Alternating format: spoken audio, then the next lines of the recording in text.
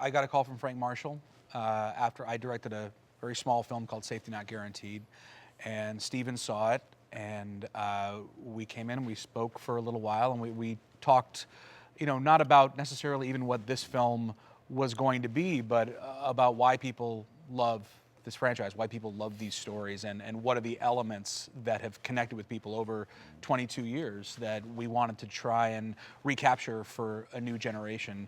And it was a great conversation, and we all agreed that it was going to be about the story and about the characters and having a narrative that was going to draw people in, because that's what makes you believe in the dinosaurs, is if the people feel real.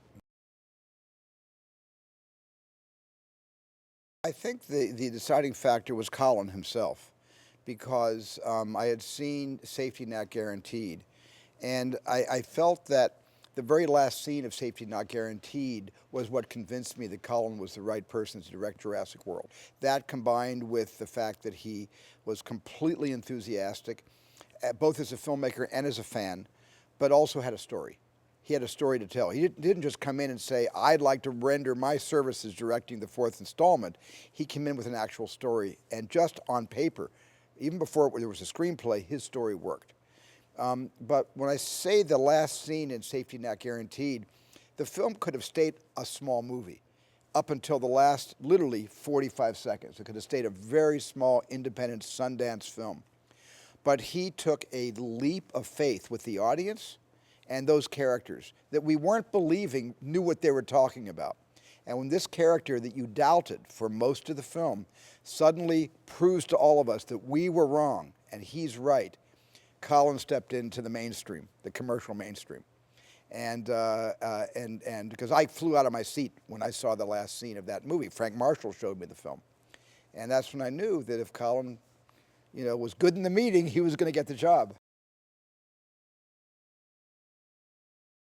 Well, initially, there were a couple elements that were there when we showed up, and Steven had the idea to make it a fully functioning theme park, and we thought that was incredible. I really felt like we should enter this park through the eyes of a child, which we do in the film, because that's what we are when we think of a fully functioning Jurassic Park.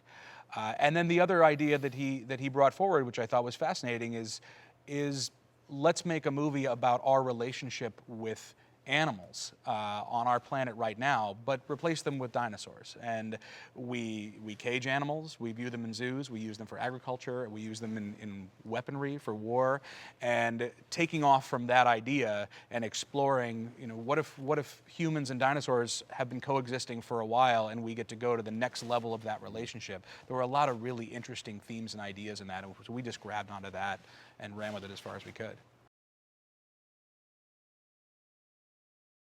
I thought he had the chops for this, and Colin believed in him, and I really believed in him too. So it was a bit of a risk, and of course when Guardians of the Galaxy came out, we all thought we were really smart.